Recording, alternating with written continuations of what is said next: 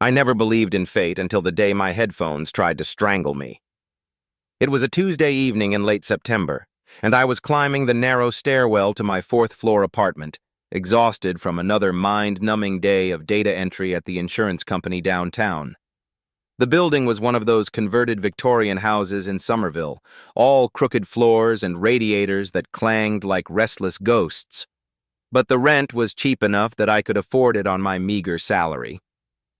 My headphones, cheap earbuds I'd bought from a gas station months ago, had developed a vindictive personality over the weeks. The cord had a way of catching on everything: door handles, chair legs, the corner of my laptop, as if it had decided that my attempts at audio privacy were somehow offensive to the universe. Tonight was no different. As I fumbled for my keys on the fourth-floor landing, the cord somehow wrapped itself around the brass door handle of 4B like a python with commitment issues. I tugged gently at first, then with increasing frustration as the plastic seemed determined to fuse permanently with the metal.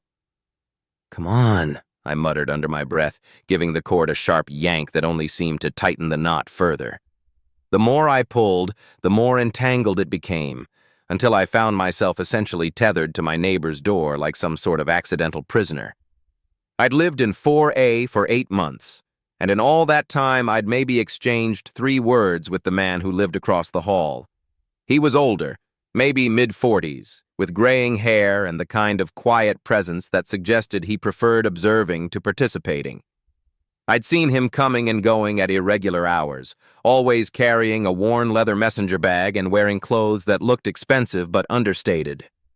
Sometimes I caught the faint sound of classical music drifting from behind his door, though never loud enough to complain about. Now, as I stood there wrestling with my rebellious headphones, I could hear movement from inside 4B. Footsteps approaching the door. My heart rate spiked with the particular brand of social anxiety that came from being caught in an awkward situation by someone you barely knew. The door opened. "Everything all right out here?" His voice was deeper than I'd expected, with a slight gravelly quality that suggested he didn't use it much during the day. He stood in his doorway wearing a simple gray sweater and dark jeans, his hair slightly mussed as if he'd been running his hands through it. Up close, I could see that his eyes were a warm brown, with the kind of laugh lines that suggested he smiled more than his current concerned expression indicated. "I'm so sorry," I said, feeling heat creep up my neck. "My headphones seem to have developed an attachment to your door handle." Literally. He looked down at the tangled mess of wires, and I saw the corner of his mouth twitch. Not quite a smile, but something warmer than polite concern. "Those look like they're plotting against you." "I'm starting to think they are. I swear they weren't this vindictive when I bought them." He stepped closer, studying the knot with the focused attention of someone solving a particularly interesting puzzle. This close, I could catch the faint scent of his cologne, something woody and understated, and notice the calluses on his fingers that suggested he worked with his hands. "May I?" He gestured toward the tangled cord. I nodded, probably too eagerly, and tried not to notice how his proximity made my pulse quicken. His fingers were gentle but efficient as he worked at the knot, occasionally brushing against mine as he manipulated the cord. Each brief contact sent a small electric shock up my arm. "I'm Marcus, by the way," he said without looking up from his work. 4B. "Daniel, 4A. "I know. I've seen you coming and going. You work downtown?" The casual observation surprised me. I hadn't realized he'd noticed my routines, the way I left every morning at exactly 7:45 and returned most evenings around 6:30. "Insurance company near South Station. Nothing exciting." I paused, then added, "What about you?" "I teach art at the community college. Also nothing exciting according to most people." There was something self-deprecating in his tone that made me want to contradict him, but before I could respond, he gave a gentle twist, and the headphones came free with a soft pop. There we go. Though I have to say, these look like they're on their last legs. You might want to consider an upgrade. He was right. The cord was frayed in several places, held together with electrical tape and hope. I'd been meaning to buy new ones for months, but somehow other expenses always took priority. Yeah, they've seen better days. Thanks for the rescue. I took the headphones from him, our fingers brushing again in the exchange. I'm sorry for bothering you. No bother. Honestly, it's nice to have a reason to talk to someone. I don't get much conversation outside of work. There was something in the way he said it, not self-pitying but matter-of-fact, that resonated with something deep in my chest. How long had it been since I'd had a real conversation with someone? My coworkers were pleasant but distant. My family lived 3 states away, and I hadn't made any real friends since moving to Boston. Me neither, I admitted. Marcus studied my face with those warm brown eyes, and I felt like he was seeing something I usually kept hidden. The loneliness I carried around like a familiar weight, the careful distance I maintained from the world around me. Would you like to come in for coffee? He asked. I just made a pot, and I always make too much. The invitation was casual, but I could hear something tentative underneath it, as if he was as unused to asking as I was to being asked. I should have said no. I should have thanked him politely and retreated to my own apartment, to my routine of microwaved leftovers and Netflix shows I'd already seen. That would have been the safe choice, the one that maintained the careful boundaries I'd built around my life. Instead, I heard myself say, I'd like that. Marcus stepped back, gesturing for me to enter his apartment. The layout was identical to mine, but it felt like stepping into a completely different world. Where my walls were bare and functional, his were covered with artwork. Some clearly student pieces, others more sophisticated. Books lined shelves from floor to ceiling, and a piano sat in the corner where I had my desk. This is beautiful, I said, taking in the space. It felt lived in a way mine never had, full of the small accumulations of a life thoughtfully constructed. Thank you. It's taken a few years to feel like home. Marcus moved toward the kitchen area. How do you take your coffee? Black is fine. I wandered toward the piano while he prepared our drinks. The bench was scattered with sheet music, some pieces I recognized, others covered in handwritten notes and corrections. You play? I asked. When the neighbors don't complain. There was that almost smile again. Do you? Used to. Took lessons as a kid, but I haven't touched a piano in years. Marcus brought over 2 mugs, the coffee still steaming. You're welcome to play sometime if you'd like. I don't get to share it with anyone very often. The offer was generous and somehow intimate, the idea of being trusted with something he clearly cared about. I wrapped my hands around the warm ceramic and tried to think of something appropriate to say. That's very kind of you. We settled on opposite ends of his couch, the coffee table between us creating a comfortable distance.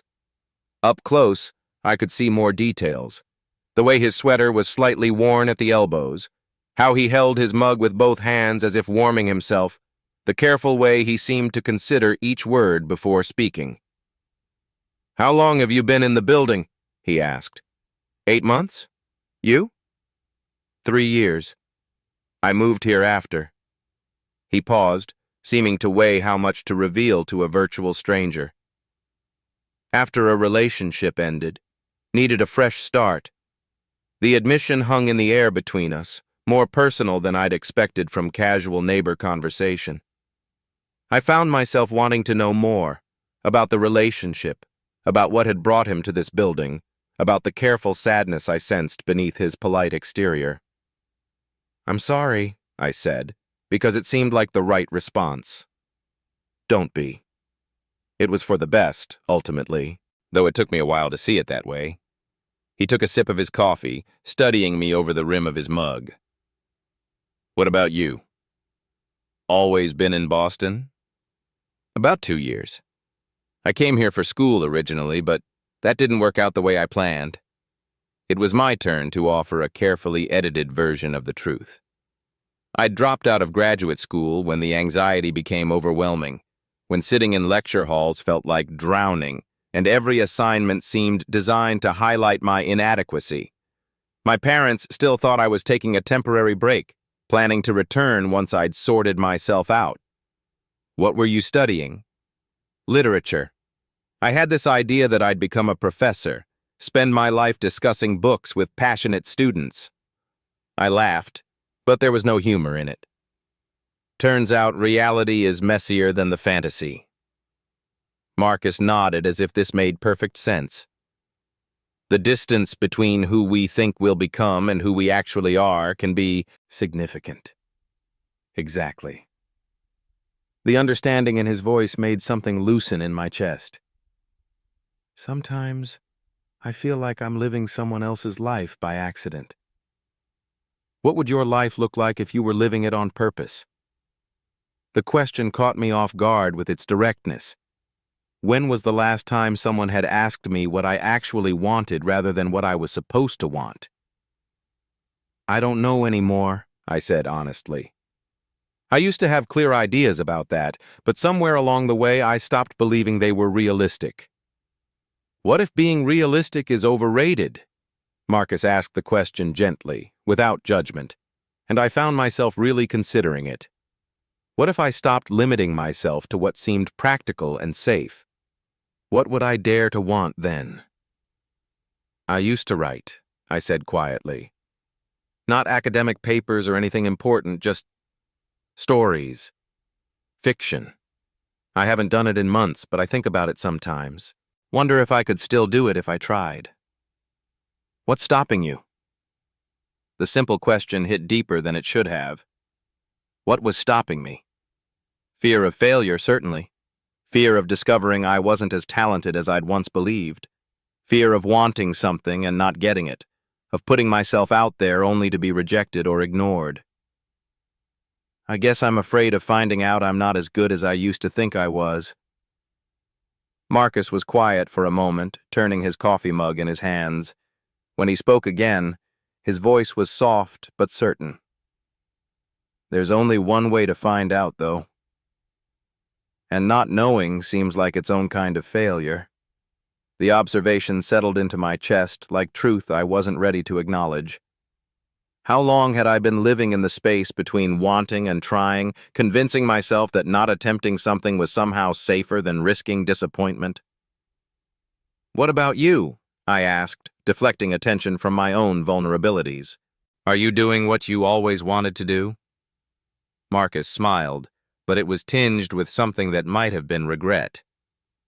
Teaching was never the plan. I went to art school thinking I'd become a working artist.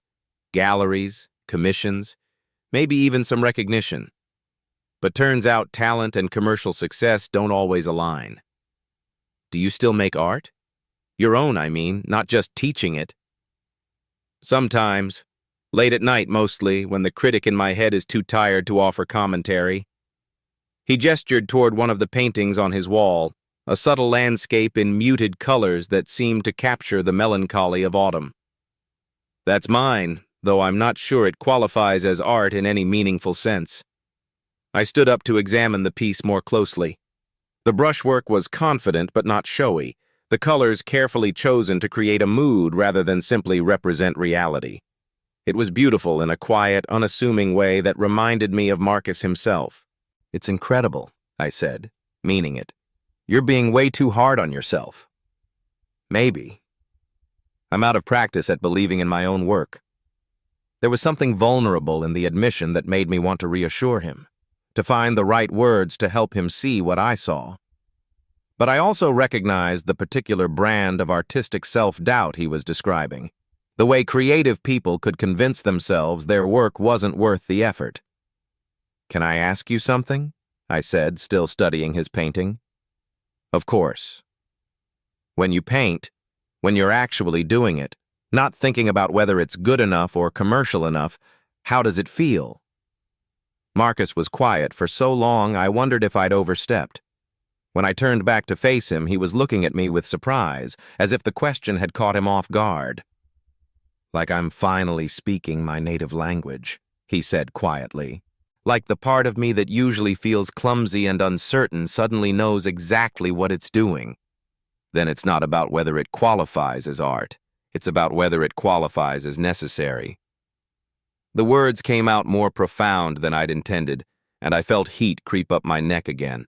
But Marcus was nodding slowly, as if I'd articulated something he'd felt but never been able to express. That's a beautiful way to put it. We looked at each other across his living room, and something shifted in the air between us. What had started as polite neighbor conversation had evolved into something more significant, more personal.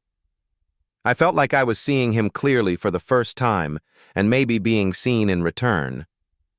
The silence stretched, but it wasn't uncomfortable. It was full of possibility, and the recognition that we'd stumbled into something neither of us had been looking for, but both of us seemed to need. "Daniel," Marcus said softly. "Yeah? I'm glad your headphones got tangled up. Otherwise, I might have gone another 8 months wondering who lived across the hall." The admission made my chest tight with something I didn't have a name for. When was the last time someone had expressed genuine pleasure in my company? When had someone last suggested that knowing me was worth the effort? "I'm glad too," I said, and was surprised by how much I meant it.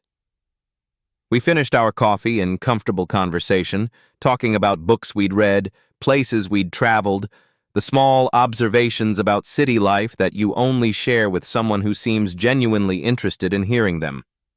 Marcus was an easy person to talk to. He listened with his whole attention, asked thoughtful questions, offered his own experiences without making them the center of the conversation. As the evening wore on, I became increasingly aware of how natural this felt, how long it had been since I'd sat in someone's living room and simply enjoyed their company without feeling the need to perform or impress or maintain careful boundaries.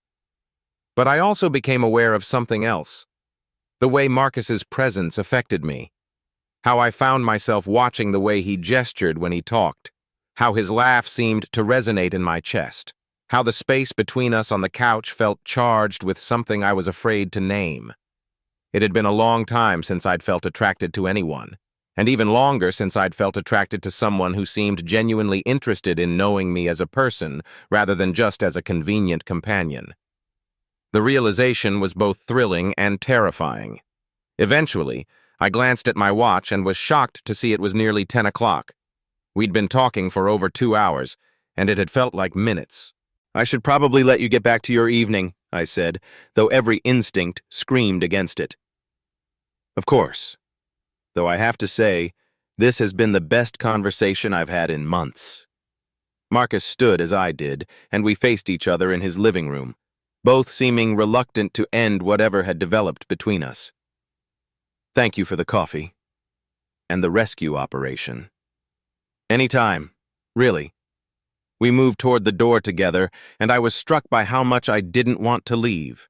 My own apartment suddenly seemed impossibly empty, a reminder of the careful isolation I'd built around myself. Marcus opened the door, and we stood in the threshold, the hallway seeming bright and harsh after the warm glow of his living room. "Daniel," he said, his hand still on the door handle. "Yeah?" He seemed to be wrestling with something, his expression uncertain in a way I hadn't seen all evening. "You don't have to go yet, if you don't want to." The words hung in the air between us, gentle but weighted with invitation and possibility. I felt my heart rate spike as I processed what he was offering. Not just more conversation, but the chance to stay, to see where this unexpected connection might lead.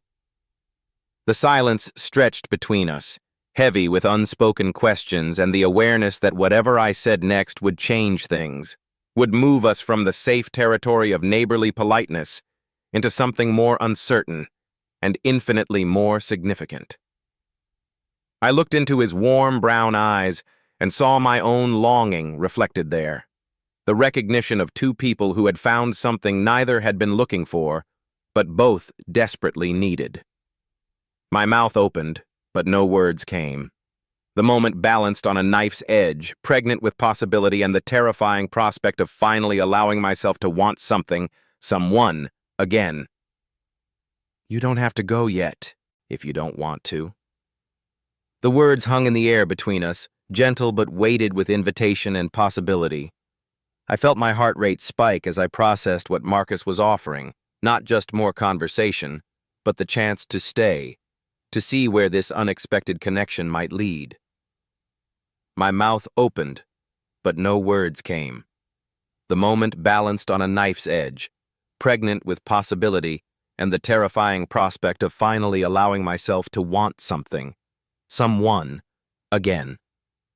The silence stretched between us, heavy with unspoken questions and the awareness that whatever I said next would change things, would move us from the safe territory of neighborly politeness into something more uncertain and infinitely more significant. I looked into Marcus's warm brown eyes and saw my own longing reflected there, the recognition of two people who had found something neither had been looking for, but both desperately needed. I started, then stopped, my voice catching on the admission I wasn't sure I was brave enough to make. The hallway suddenly felt too bright, too exposed, as if the fluorescent lighting might reveal something about me I wasn't ready to share. Marcus seemed to understand my hesitation. He stepped back slightly, giving me space while keeping his door open, an invitation without pressure, a choice offered freely. "There's no wrong answer here, Daniel," he said softly. "Whatever you're comfortable with." The kindness in his voice nearly undid me. When was the last time someone had offered me something without expectation, without making me feel like I owed them a particular response? Outside, I could hear the first drops of rain beginning to tap against the building's windows, a soft percussion that seemed to echo the nervous beating of my heart. The sound grew steadier, heavier, until it became a gentle downpour that wrapped around the building like a cocoon.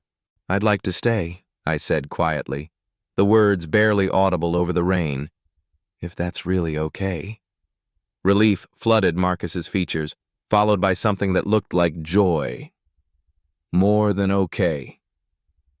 I stepped back across the threshold into his apartment, and he closed the door behind me with a soft click. The sound seemed to seal us away from the world outside, from the careful routines and protective boundaries that had defined both our lives. We stood facing each other in his living room, and I was struck by how different the space felt now. The same books lined the shelves, the same artwork hung on the walls, but everything seemed charged with new possibility. The rain outside created a steady rhythm against the windows, making the warm glow of his lamps feel even more intimate. "Would you like more coffee?" Marcus asked, though we both knew neither of us needed more caffeine. "Actually, do you have anything stronger? I feel like I might need some liquid courage for whatever this is." Marcus smiled, the first full, unreserved smile I'd seen from him, and it transformed his entire face. The careful guardedness I'd sensed earlier began to soften, replaced by something warmer and more open. "I have wine. Or whiskey, if you prefer something with more bite." "Wine sounds perfect." I watched him move toward the kitchen, noting the careful precision of his movements, the way he seemed to consider each action before taking it. There was something almost meditative about how he opened the bottle, selected 2 glasses from a cabinet that looked like it had been chosen for both function and beauty. "Red okay?" "It's nothing fancy, but it's decent." "Perfect." Marcus poured 2 glasses of what looked like a Bordeaux, the wine catching the lamplight as it settled. He handed me one, and our fingers brushed in the exchange, a brief contact that sent that familiar electric shock up my arm. We moved back to the couch, but this time the distance between us felt different. Still respectful, still careful, but charged with the awareness of what we might be building. "So," Marcus said, settling into his corner of the sofa. "Here we are." "Here we are," I agreed, taking a sip of wine. It was good, better than anything I usually bought for myself, with that complex depth that comes from patience and careful attention. "Can I ask you something?" Marcus said. "Anything. What made you say yes? To staying, I mean. You seemed—" He paused, searching for the right word. "Conflicted." I considered the question, swirling the wine in my glass while I thought about how to articulate something I barely understood myself. Honestly, I'm terrified. It's been a long time since I let myself want something this much, since I let myself get close to someone who might actually matter.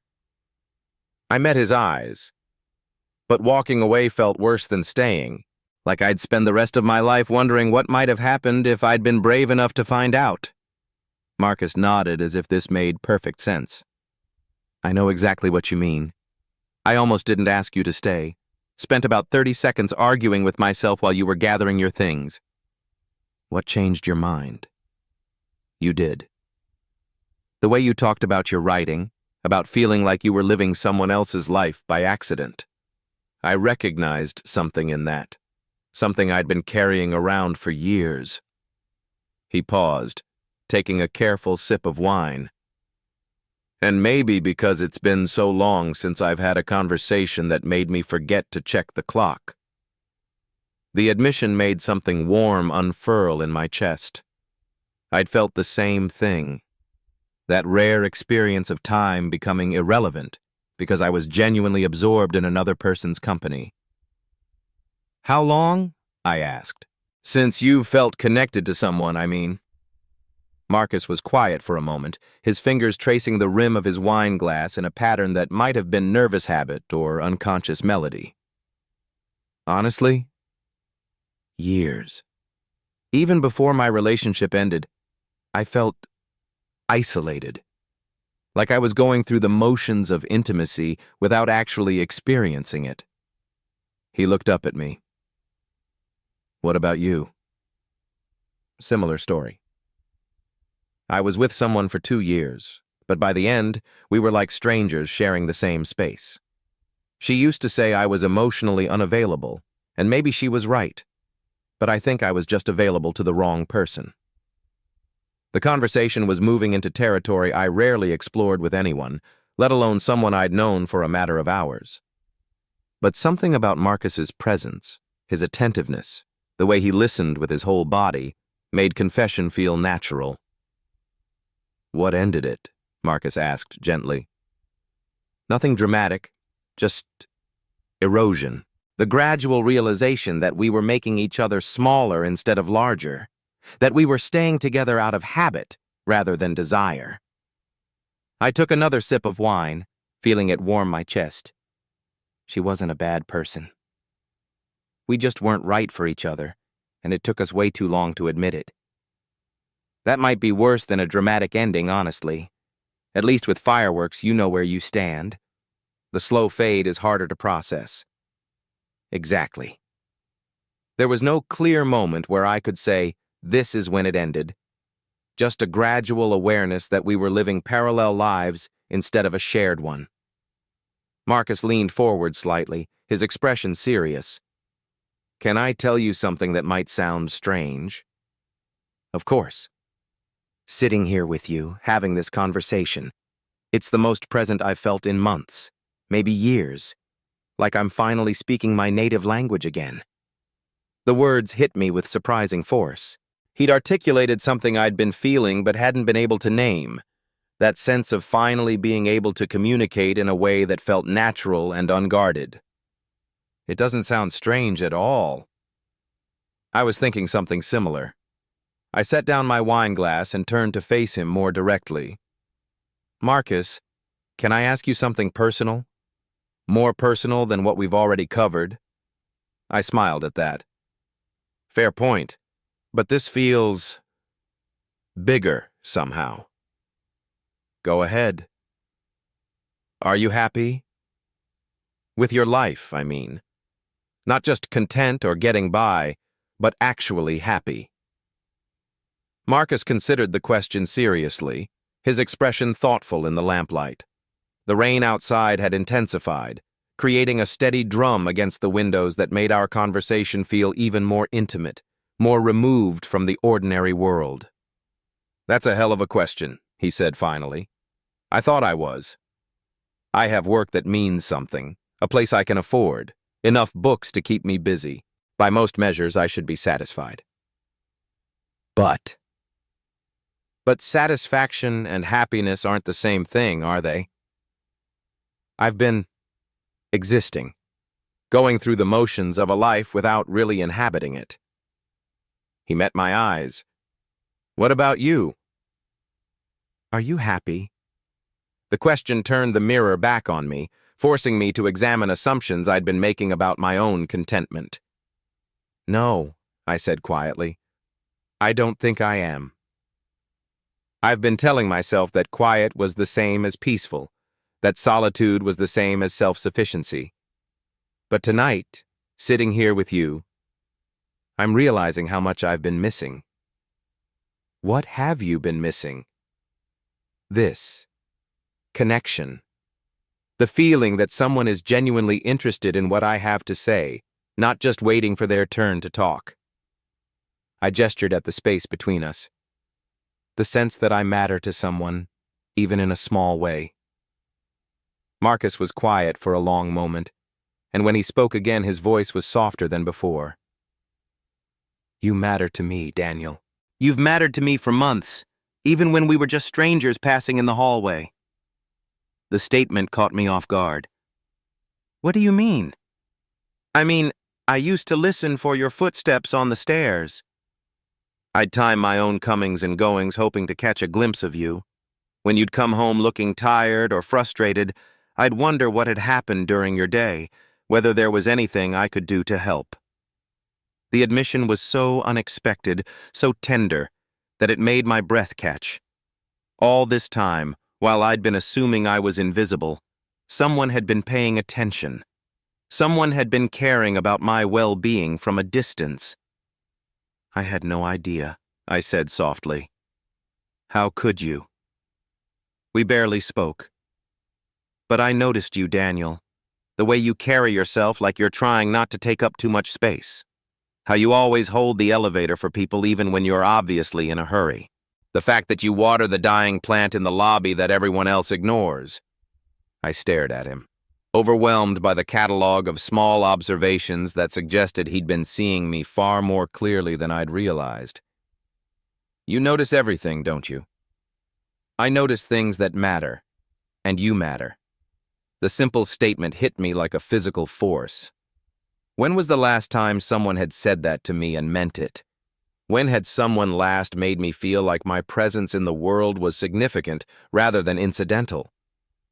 Without quite deciding to do it, I moved closer to Marcus on the couch. Not touching, not yet, but close enough that I could see the flecks of gold in his brown eyes, could smell that subtle cologne mixed with wine, and something that was purely him. Marcus, I said quietly. Yeah? I'm scared. Of what? Of how much I already care about you. Of how much I want this, whatever this is, to be real and lasting and not just a moment of loneliness that we'll regret in the morning. Marcus reached out slowly, giving me time to pull away, and placed his hand over mine where it rested on the couch cushion between us. His palm was warm and slightly rough, and it fit against mine like we'd done this before. What if it is real? He asked gently. What if two people can find each other exactly when they need to, even if the timing isn't perfect and the circumstances aren't what either of them planned? Is that what you think happened? We found each other? I think we stopped hiding from each other. And maybe from ourselves. The observation settled into my chest like truth I hadn't been ready to acknowledge. How long had I been hiding? How many years had I spent presenting careful, manageable versions of myself instead of risking genuine connection? I don't want to hide anymore, I said, even if it's terrifying. Good, because I don't think I could bear watching you disappear into yourself again. Not now that I've seen who you really are. The fierce protectiveness in his voice made something warm unfurl in my chest. I found myself studying his face in the soft lamplight, the way his eyebrows drew together slightly when he was serious, how his lips were fuller than I'd noticed from a distance, the careful kindness that seemed to radiate from his very presence. Can I tell you something? I said. Anything. I keep thinking about what you said earlier, about painting being like speaking your native language. Sitting here with you, talking like this, it feels the same way, like I'm finally using words the way they're supposed to be used. Marcus squeezed my hand gently. I know exactly what you mean. We sat in comfortable silence for a moment, hands linked, both of us seemingly lost in the magnitude of what was unfolding between us. The rain outside had settled into a steady rhythm that made the rest of the world feel very far away. Daniel, Marcus said softly. Yeah. Would it be okay if I held you? Not as a prelude to anything else, just because I want to. Because you look like someone who could use being held. The offer was so gentle, so free of agenda that it made my throat tight. How had he known that being held, really held, not just briefly or performatively, was something I'd been craving without knowing I craved it? I'd like that very much, I said. Marcus shifted on the couch, settling back against the cushions and opening his arms in invitation. I moved toward him hesitantly, still not quite believing this was happening, then let myself settle against his side.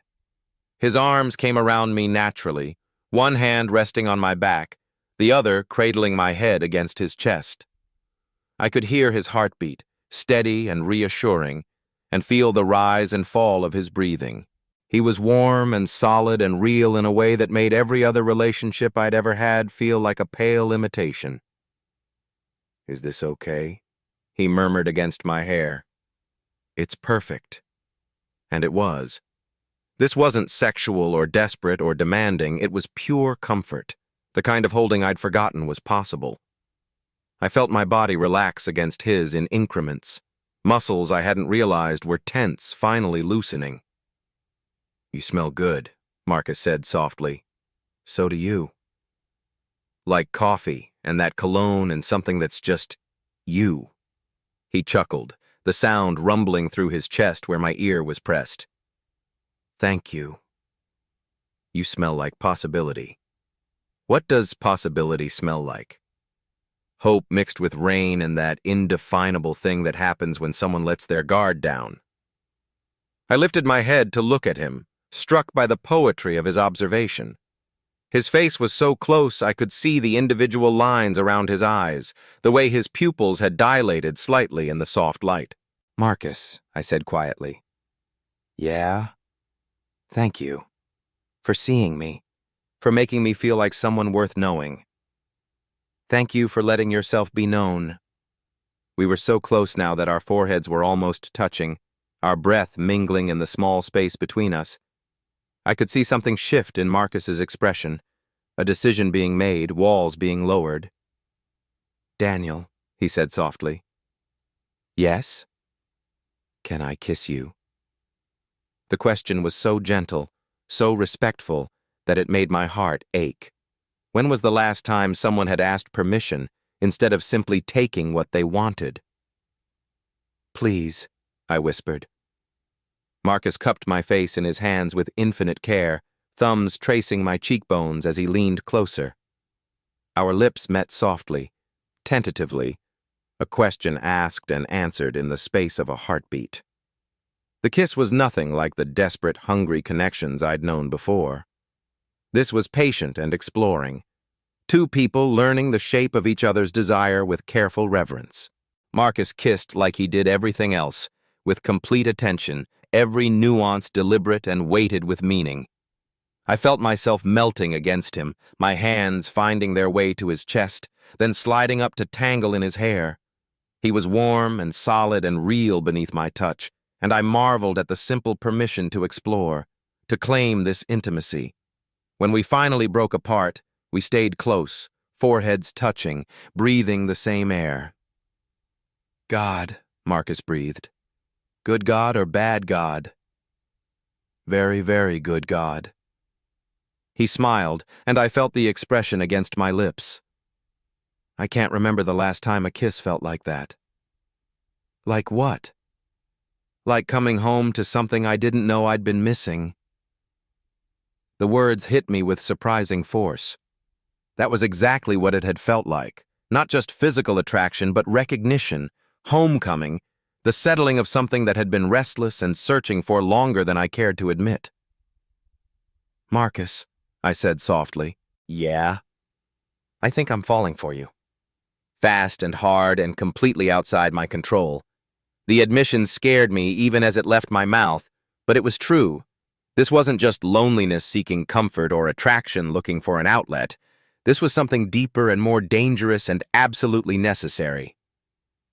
"Thank God," Marcus said fervently. I was starting to worry I was the only one losing my mind here. I laughed, giddy with relief and possibility.